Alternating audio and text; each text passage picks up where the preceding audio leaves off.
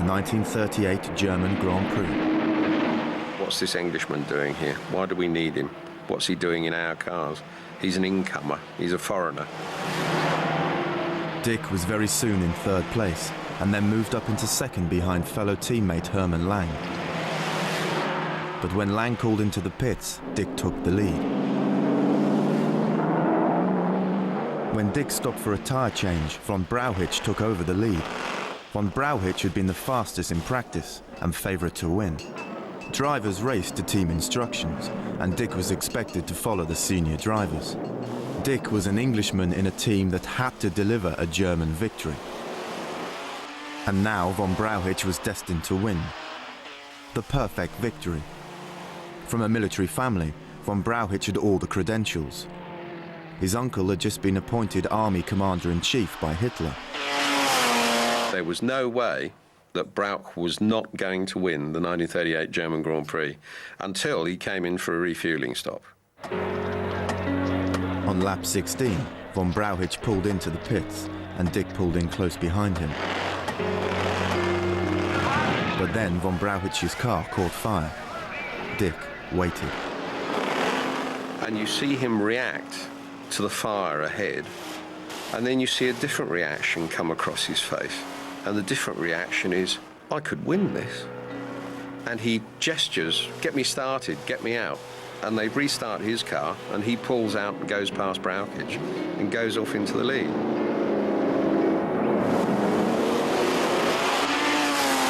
Dick went on to win, over 2 minutes ahead of the field. This was rather embarrassing because, of course, this was the premier race in Germany, and it was supposed to be a German victory. And here was this English driver. Against all odds, Dick had achieved the greatest impossibility. He had won the German Grand Prix.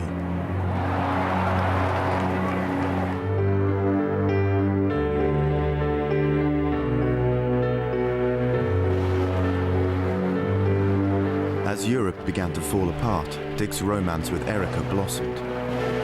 In the wake of his Grand Prix victory, Dick had found happiness with his beautiful young heiress. Dick's friend Aldi and his young family came over to stay at their nearby chalet and remember the happy days they spent with Dick and Erika. As a 4-year-old, it was a lot of screaming and shouting and being dangled over a water butt, pretending I was going to be ducked and that sort of thing, which was always fun. But Erika, who's not much older than we were, certainly in spirit, she was the one who brushed us off to picnics in the fields and things, which was always very nice. For the first time in Dick's racing career, his mother recognised the scale of his success. Mrs. B.T. Seaman set off by train for Munich to come and share in the celebrations. Dick introduced her to Erika.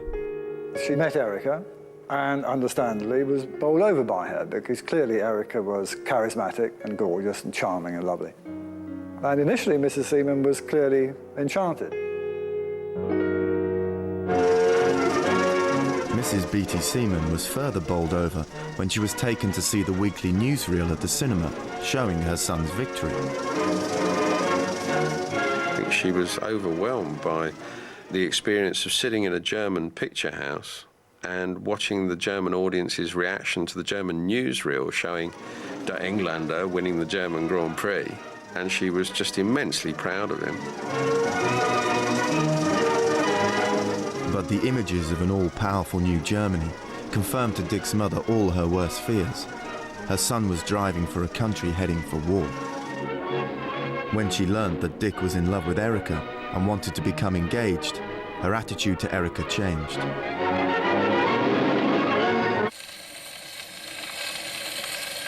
I don't think she had anything against Erika as a person.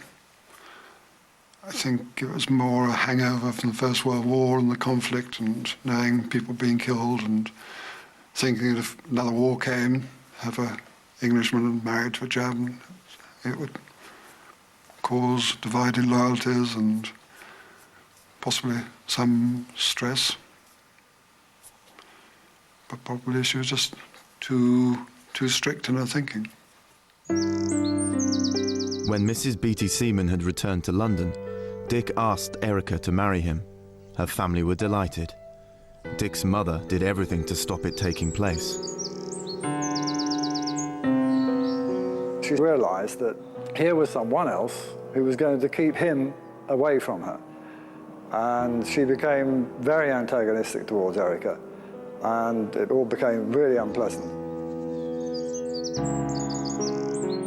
As the two lovers grew closer together, their two countries grew further apart. Having already gained Austria, Hitler now stood poised to reclaim the Sudetenland, the stepping stone to Czechoslovakia. Britain stood on the brink of war. On September the 15th, 1938, Prime Minister Neville Chamberlain flew to Germany to meet with Hitler. For 2 weeks, Europe held its breath.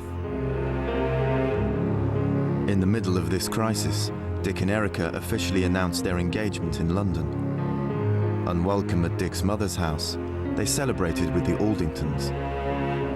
Mrs. Beattie objected so strongly to the marriage that they held their engagement party at our house, to which she refused to come. No agreement was reached in the Seaman household.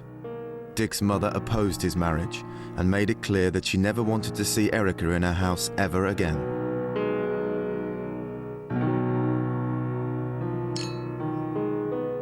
For Dick, marriage and motor racing were going ahead. Despite rumours of imminent war, the German teams arrived at Donington Park for the 1938 Grand Prix. But as the political crisis heightened, the cars, under a veil of secrecy, were recalled to Germany. Their teams were given orders to destroy them should war break out. As political negotiations wavered, Britain prepared for war. On the 30th of September 1938, Neville Chamberlain returned from Munich, proclaiming peace in our time. The German teams turned around and headed back to Donington. On the day of the Grand Prix, all eyes were focused on Dick. As the only Englishman in a German team, Dick's diplomatic skills now extended beyond his own family. He chauffeured the Duke of Kent around the circuit before introducing him to the German team amidst Nazi salutes.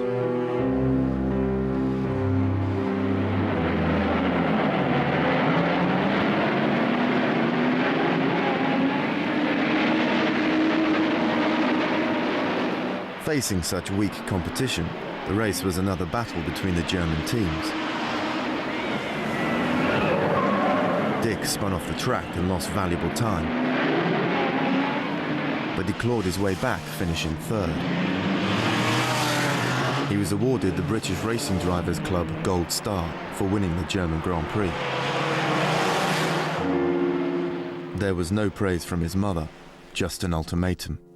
That if his wedding went ahead, he would not inherit anything from his father's will, and could expect nothing from her. Dick's control over his mother had gone. He could not persuade her to attend his wedding. She would never see him again.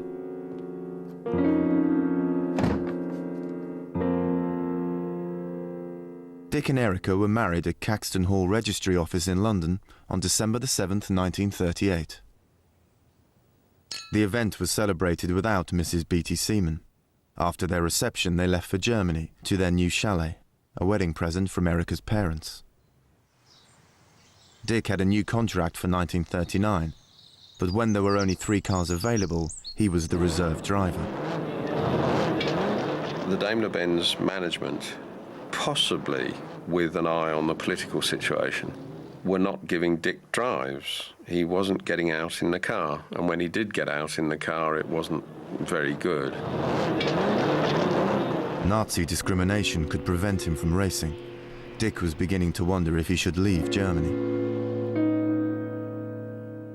He wrote to Earl Howe, a friend whose judgment he'd called upon before. Anglo-German relations having reached the stage they have, and with the future outlook not at all rosy, I am, as you can probably imagine, being forced to consider very seriously whether I ought to give up racing with Mercedes. The reasons prompting me to take this this. It was critical for Dick to keep racing. It was now his only source of income. His mother had severed their relationship completely, and with that, all finance. Towards the end of June, Dick and Erica arrived at Spa in Belgium for the Grand Prix. Dick was delighted to be in the team. Their stay in Spa was photographed for a picture-in-picture post, a day in the life of a racing driver.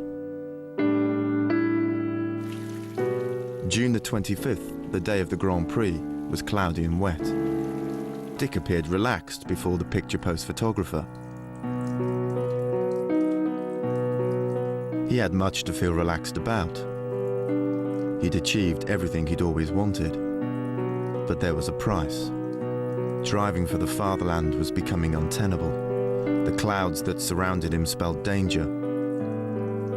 And the words from Earl Howe underlined that. In reply to your difficult problem, the general consensus of opinion seems to be that if you can stick it, it would be very much better for you to stay where you are and continue to drive for Mercedes. On the other hand, it is of course possible that things might take a turn for the worse, and of course there is always the awful possibility of war in the background. As to this, you must be the judge. But I do not suppose that you would want to stay in a concentration camp any more than I would. Dick and Erica had lunch together before the race. Dick was looking forward to it. He excelled in the wet. It was going to be a straight battle between the German cars. Dick was a solitary British racing driver at the wheel of a German car. A racing driver who knew it was time to be leaving.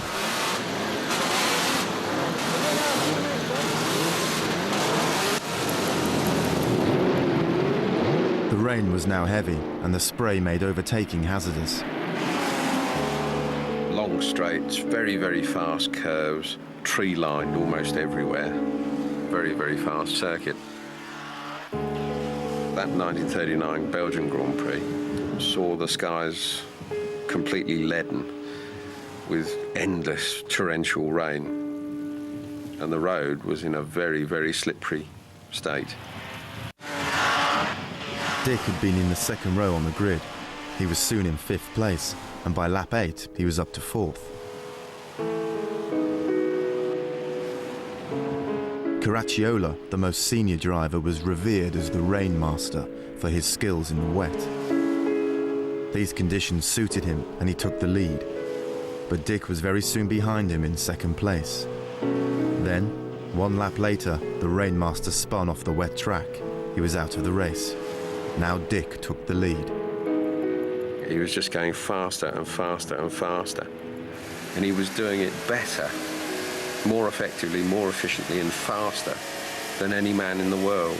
And he was in that little bubble of achievement.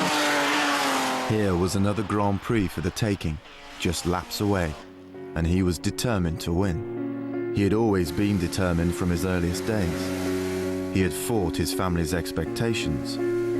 He had shown British motor racing he was the best. And now he had to prove to the greatest racing team in the world that he could beat them. Above all, Dick had to prove to himself that he could succeed in the life he was driven to fulfill.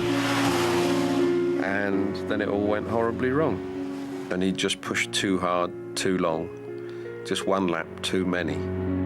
At 130 miles per hour, as he drove into Club Corner, he lost control of the car.